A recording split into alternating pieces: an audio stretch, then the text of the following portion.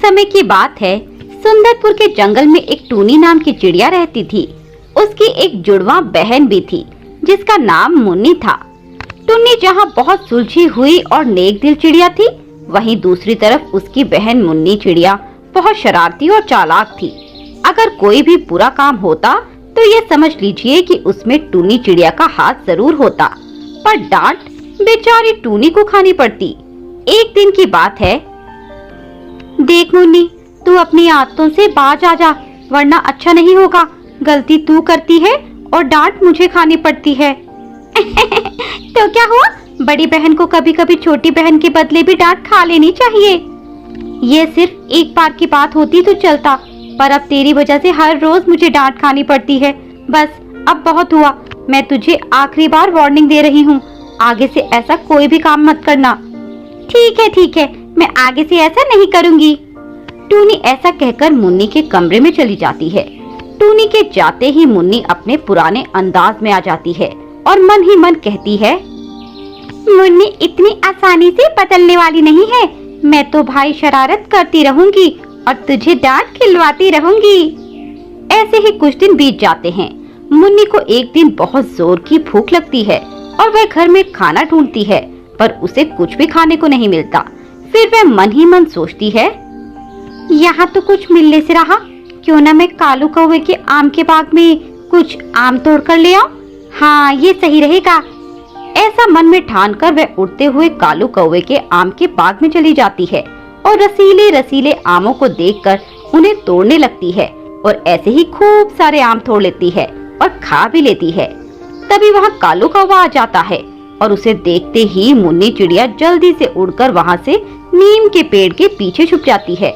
तभी वहाँ से टूनी चिड़िया भी उड़ते हुए कहीं जा रही थी। कालू टूनी को वही आम का चोर चिड़िया समझ लेता है और उसे पकड़ लेता है। अरे ओ चिड़िया, कहाँ जा रही है? नमस्ते काका, मैं तो अपनी सहेली दीपा कबूतरी के पास जा रही थी। बोलिए, आपको कुछ काम है? अरे वाह, बहुत अच्छी एक्टिंग कर लेती हो तुम। अब ज्यादा बनो नहीं, मैंने तुम्हें आम चुराते हुए देख लिया था। बोलो, तुमने ही मेरे आम तोड़कर खाए हैं ना? बोलो। नहीं काका, मैंने आपके आम नहीं खाए, मैं सच बोल रही हूँ, मेरा विश्वास कीजिए। मैं तो अभी यहाँ आई हूँ और अपने दोस्त के घर जा रही हूँ। अच्छा, अब चोरी करती पकड़ी गई तो बहाने बना रही है। मैंने तुझे अपनी आंखों से मेरे बाग में देखा था और तुम मुझे देखते ही भाग गई। मैं झूठ नहीं बोल रही काका, मैं सच बोल रही हूँ, मैंने आपके कोई आम नहीं खाए। अच्छा, तो तू ऐसे नहीं मानेगी, रुक, मैं तुझे अभी बताता हूँ। कालू टूनी को उसके घर ले जाता है और उसके माँ बाप को उसकी चोरी के बारे में बताता है। देखिए भाई साहब, मैं आपकी बहुत इज्जत करता हूँ, पर आपकी यह लड़की ये आपकी इज्जत मिट्टी में मिला देगी। अरे क्या हुआ कालू भाई साहब? आपकी इस बेटी को मैंने चोरी करते हुए रंगे हाथ पकड़ा है। यह मेरे बाग से आम तोड़कर खा रही थी और जब मैंने इसे चोरी करते पकड़ा तो यह मुझसे झूठ बोलने लगी। पिताजी, मैंने कोई चोरी नहीं की, काका को कोई गलतफहमी हुई है। मैं इसे आखिरी बार छोड़कर जा रहा हूँ। आगे से मैंने अगर कभी इसे चोरी करते पकड़ा तो सीधे पुलिस के हवाले कर दूंगा। फिर मैं आपकी इज्जत का भी ख्याल नहीं करूंगा। ऐसा बोलकर वह कालू कौवा गुस्से से वहाँ से चला जाता है और उसके जाते ही टूनी अपने पिताजी से कहती है, पिताजी, मेरा विश्वास कीजिए, मैंने कोई चोरी नहीं की। आप तो जानते हैं ना मुझे लगता है ये मुन्नी ने किया है और सुबह वह घर में भी नजर नहीं आ रही है। हाँ बेटा, ये उसी का ही काम होगा, आने दे उसे, देखता हूँ। शाम को मुन्नी घर आती है और उसके आते ही टूनी और उसके पिता उसकी क्लास लगा देते हैं। मैंने तुझे मना किया था ना, फिर से ऐसा काम नहीं करना, पर तूने मेरी बात नहीं मानी और तूने चोरी की और आज तेरी वजह से कालू काका ने मुझे डांटा और वो आकर पापा को भी खूब खरी खोटी सुनाकर चले गए हैं। सब तेरी वजह से। मुन्नी सर झुकाए सब सुन रही थी।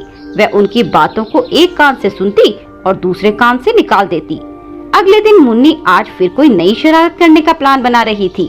फिर उसे चुन्नू तोते का ख्याल आता है और वह उसके घर जाकर उसकी पत्नी के कान की सोने की झुमरी चुरा लेती है।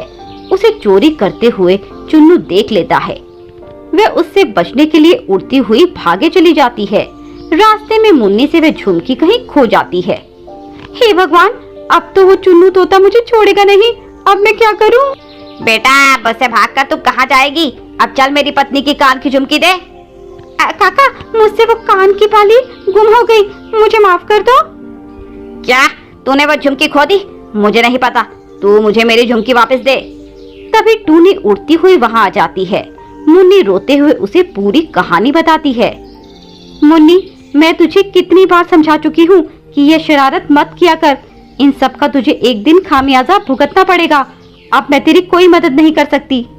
माफ कर दो, माफ कर दो। मैं आपसे वादा करती हूँ आगे से कोई शरारत नहीं करूँगी, आपको कभी परेशान नहीं करूँगी। पक्का वादा? हाँ दीदी, पक्का वादा। इसके बाद टूनी उसे वह झुमकी दे देती है। ये रही वे झुमकी, ले दे दे काका को। मैं जब यहाँ आई तो मुझे ये झुमकी पड़ी हुई मिली थी, पर मैंने तुझे ये झुमकी पहले इसलिए नहीं दी क्योंकि मैं तुझे तेरी गलती का एहसास करवाना चाहती थी। इसके बाद मुन्नी सुधर जाती है और कभी फिर से शरारत ना करने का प्रण लेती है।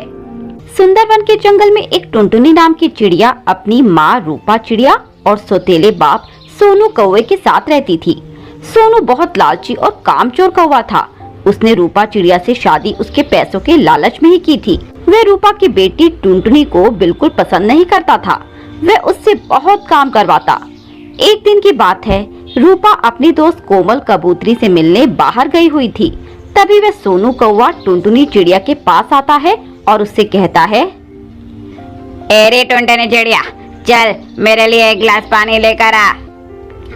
टुनटुनी अपना होमवर्क कर रही थी, इसीलिए उसे सोनू कौवे की आवाज सुनाई नहीं देती और वह अपने काम में ही लगी रहती है। जब वो सोनू को पानी का गिलास लाकर नहीं देती तो सोनू बहुत गुस्सा हो जाता है और उससे गुस्से में कहता है, ए तुझे सुनाई नहीं देता क्या? मैं कब से तुझसे पानी लाने के लिए बोल रहा हूँ। माफ कर दीजिए पिताजी, मुझे सुनाई नहीं दिया, मैं अपना होमवर्क कर रही थी। चल चल, ये बहाने मत बना। चल मेरे लिए एक कप चाय बना कर ला, जल्दी कर। पर अभी तो आपने पानी के लिए बोला था। तो मैं चाय नहीं पी सकता क्या? अब मेरा मन पानी पीने का नहीं है, चाय पीने का है। तो तुझसे जो कहा है वह पूरा कर और जल्दी से मेरे लिए गर्मा गर्म चाय बना कर ला। पर पिताजी, मुझे चाय बनानी नहीं आती, मैं कैसे चाय बना पाऊंगी? तो चाय बनाने के लिए क्या मैं तेरे स्वर्गवासी बाप को बुला कर लाऊं? चल अब ज्यादा मेरा दिमाग मत खा और मेरे लिए अच्छी सी चाय बना कर ला। सोनू की ये बातें सुनकर टुनटुनी रसोई में चली जाती है और जैसे तैसे सोनू के लिए चाय बनाती है और उसे लाकर देती है। ये लीजिए चाय पिताजी। सोनू वो चाय पीता है और उस चाय का टेस्ट बिल्कुल खराब था, इसीलिए वह चाय टुनटुनी के ऊपर फेंक देता है। ये चाय बनाई है तूने, ले पी ले खुद ही। इतनी बड़ी हो गई पर कुछ काम नहीं आता, एक ढंग की चाय बनानी भी नहीं आती। पता नहीं कब तक इन दोनों माँ बेटी को झेलना पड़ेगा। पिताजी, मेरा चेहरा बहुत जल रहा है, मुझे बहुत दर्द हो रहा है, मुझे डॉक्टर के पास ले चलिए। तेरी माँ मुझे कोई नोटों की गड्डी नहीं थमा गई जो मैं तेरे ऊपर खर्च करता फिरूं। ऐसा कहकर सोनू कौवा वहाँ से चला जाता है और टुनटुनी चिड़िया दर्द से करहा रही होती है और अपने पापा की तस्वीर देखकर उनसे कहती है, पापा, अगर आप जिंदा होते तो कितना अच्छा होता। आप मुझे कितना प्यार करते और बहुत जगह घुमाने के लिए भी ले जाते, पर ये पिताजी ऐसे नहीं है। ये मुझसे बिल्कुल भी प्यार नहीं करते और मुझे डांटते रहते हैं। आज देखिए उन्होंने मेरे साथ क्या किया। उन्होंने गरम गरम चाय मेरे ऊपर फेंक दी और मेरा चेहरा जल रहा है।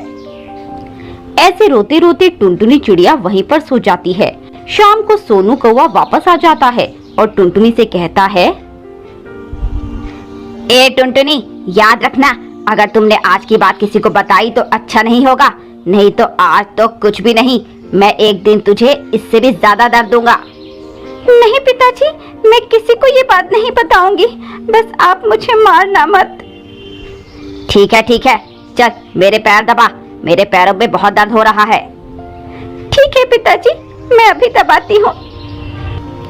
और जरा अच्छे से दबाना। ऐसा कहकर टुनटुनी उस सोनू के पैर दबाने लगती है। तभी सोनू उससे कहता है, तेरे हाथों में जान नहीं क्या? जरा ढंग से दबा। खाने को तो पूरा दिन खाती ही रहती है, पर शरीर में जान बिल्कुल भी नहीं है। ठीक है पिताजी, मैं और अच्छे से पैर दबाती हूँ। ऐसा कहकर टुनटुनी सोनू के पैर अच्छे से दबाती है। तभी रूपा चिड़िया वापस आ जाती है और टुनटुनी को सोनू के पैर दबाते देखकर टुनटुनी से सवाल करती है। बेटा टुनटुनी, तू ये क्या कर रही है? और सोनू जी, आप क्यों टुनटुनी से पैर दबवा रहे हो? आपको शर्म नहीं आती इतनी छोटी बच्ची से ऐसा काम करवाते हुए? नहीं माँ, इसमें पिताजी का कोई दोष नहीं है। वो तो मैंने ही पिताजी से पैर दबाने के लिए कहा था, क्योंकि पिताजी दिन भर कितनी मेहनत करते हैं, इसीलिए वे थक जाते होंगे। तो क्यों ना मैं उनके पैर दबाकर उनकी कुछ सेवा कर दूं? हाँ रूपा, हाँ, मैं तो टुनटुनी बिटिया को कब से मना कर रहा था, पर ये मेरी बात सुन ही नहीं रही थी। फिर मैंने सोचा क्या बच्ची का मन दुखाया जाए, इसीलिए मैंने भी इसकी मांग मान ली। अरे मुझे माफ कीजिएगा, मैंने कुछ गलत ही सोच लिया था। अरे रूपा, कोई बात नहीं। बाकी मैं टुनटुनी बिटिया को अपनी जान से ज्यादा चाहता हूँ, एक ही तो बेटी है मेरी। ऐसा कहकर वे सभी खाना खाकर सो जाते हैं। पर आज रात को सोनू को नींद नहीं आ रही थी। वह मन ही मन किसी नए जाल को बुनने में लगा था। आज तो बाल बाल बच गए, वरना अगर रूपा को यह बात पता चल जाती कि मैं टुनटुनी से जबरन काम करवाता हूँ तो वो मुझे घर से निकाल फेंकती और मैं फिर से दर बदर की ठोकरें खाता फिरता। समझदारी इसी बात में है कि अपने प्लान को जल्द से जल्द पूरा किया जाए और इन दोनों माँ बेटी को मार के यहाँ से 9-2-11 हुआ जाए। अगली सुबह सोनू कौवा जल्दी उठकर सबके लिए नाश्ता बनाता है और उस नाश्ते में जहर मिला देता है और सबको खाने के लिए बुलाता है।